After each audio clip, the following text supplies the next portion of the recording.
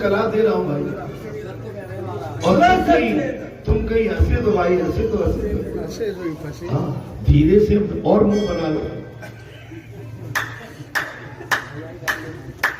देखो बचना है संसार में। नहीं अब तुम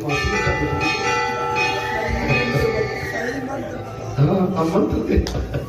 बाबा जी सरकार तो मेरा आशय ये कि मैंने कहा ना चोरी के लिए नहीं, इसके लिए भरथाने गलत काम के लिए नहीं, भगवान की भक्ति के लिए हमें समय अर्जित करना है। क्योंकि अब जहाँ समय अर्जित करना, शाम का टाइम हो गया, कोई आ गए मैंने जी बैठना भैया ठीक है पूजा, हाँ मेरे पूजा को टाइम हो रहा अब हो ना।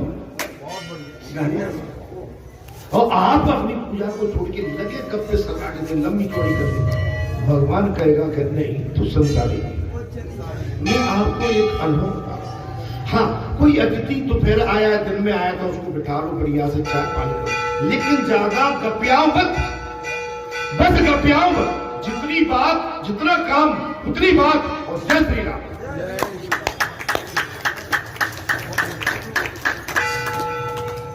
भैया भजन भी सुनना है लल्ला। हाँ थोड़ा सुना दे। अब मैंने तो तुम्हें एक्टिंग बता दी तो तुम थोड़ा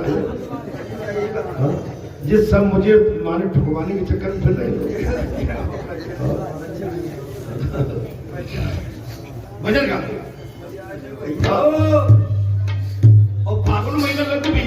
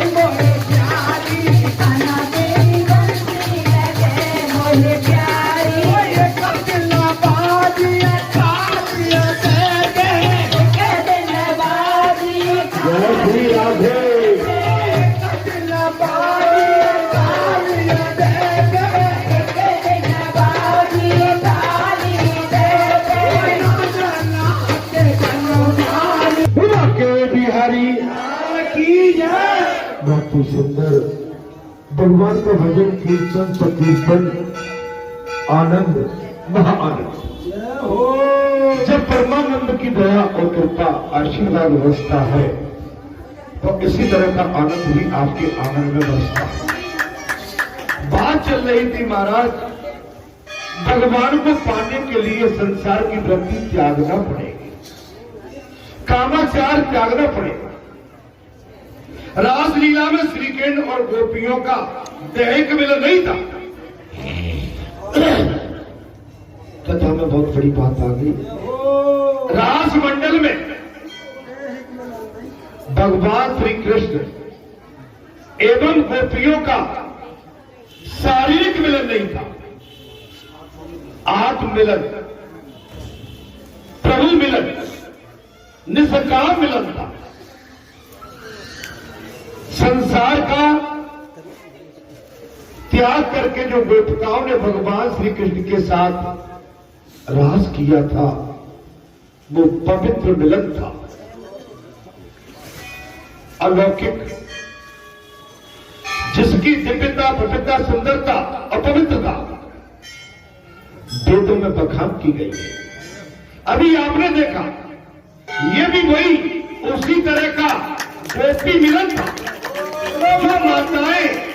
जो माताएं हमारे कहने पर भी रात के लिए खड़ी न हो, भगवान के भजन में वो तासीर और उतनी एनर्जी, उतनी शक्ति है। हमारी माताएं अपना सब कुछ संसारी भाव त्याग कर परमात्मा के मिलन के लिए आतुर व्याकुलता से अपने शारीरिक भाव को छोड़कर मन जिस तरह से भगवान के लिए रास किया, इनकी हम सत सत वंदना करते और प्रणाम करते हैं। सच्चे दरबार की जय। गोपियों का 5 भौतिक शरीर तो उनके अपने घर में ही था। गोपियों का 5 भौतिक शरीर तो गोपियों के अपने घर में ही था, अपने साथ नहीं लेंगे।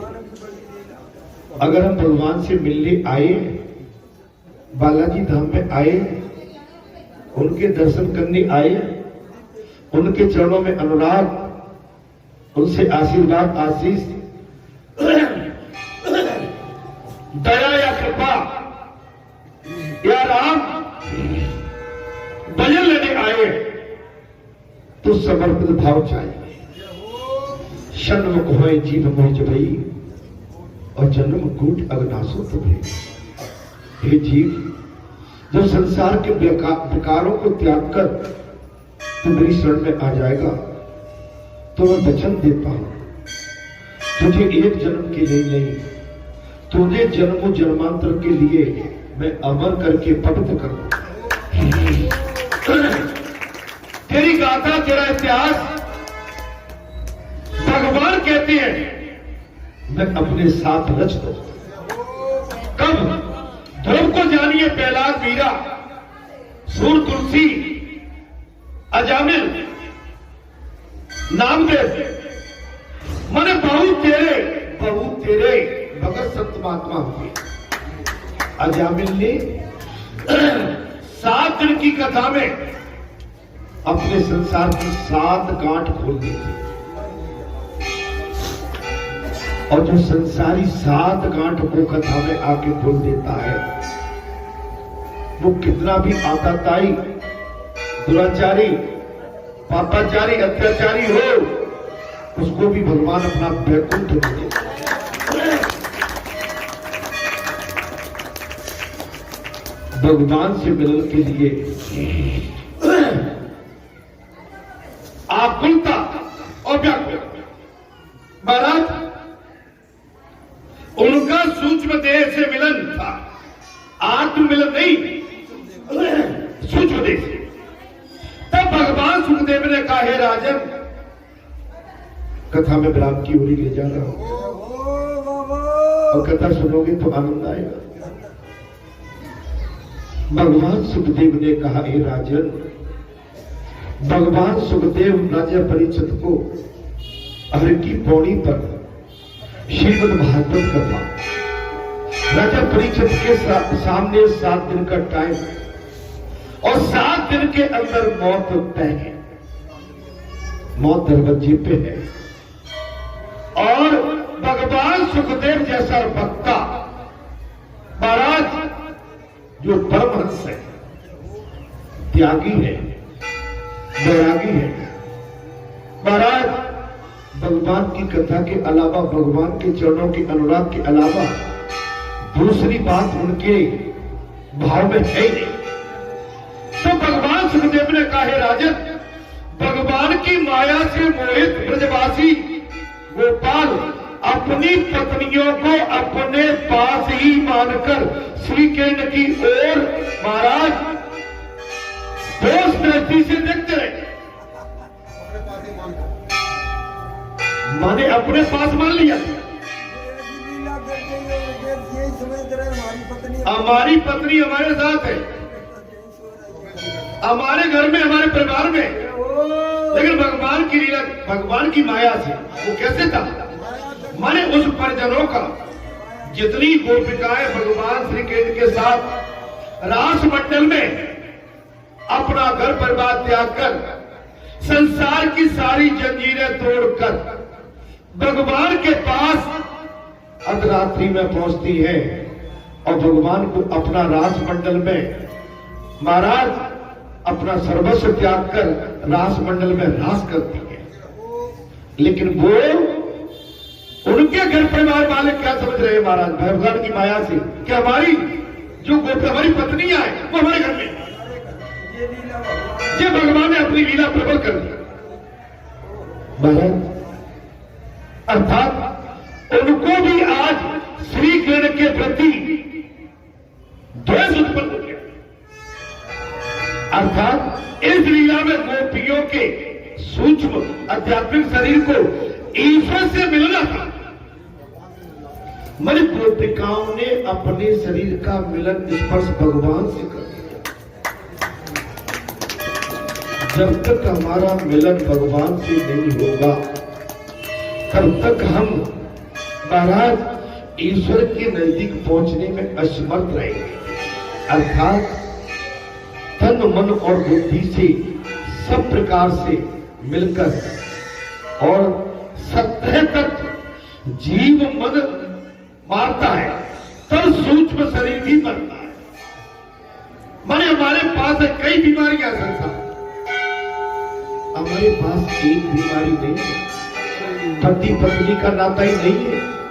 पत्नी पति पत्नी के साथ में बेटा बेटी पुत्र पत्नी सगे सोदरे दादा दादी तमाम नाते पार पड़ोस समाज, माने एक नाता नहीं। भगवान सुखदेव ने अस्पता कह दिया महाराज, भौतिक देह विसर्जन के पश्चात ही गोपियों का रास लीला का लाभ मिला। आप अपने भौतिक जितने भी दैविक और भौतिक संसारी जो वार्तालाप है, संसार के जो भी उपभोग है, ये आपको त्यागना। बगैर त्यागे इनको भगवान से मिलन नहीं होता। अभी हम जब आए सभी ने परफ्यूम भी लगा रखा होगा, कई लोगों ने भाई एक खाने मिला तो क्या होगा, किसी ने सिंथेटिक अपना कुछ चेहरे पे भी लगा रखा हुआ। ये इसके लिए भगवान राम कथा में निषेध है, सिंथेटिक नहीं। आप गरी का तेल शुद्ध माना गया है, आंवले का तेल है, सरसों का है। मेरा तो भाई, मैं तो एनी टाइम अपनी ऑल लाइफ में मैंने सरसों के तेल का उपयोग किया, ऑल लाइफ। आज भी जब से पैदा हुआ हूं तब से कोई दूसरा तेल मैंने अपने शरीर पे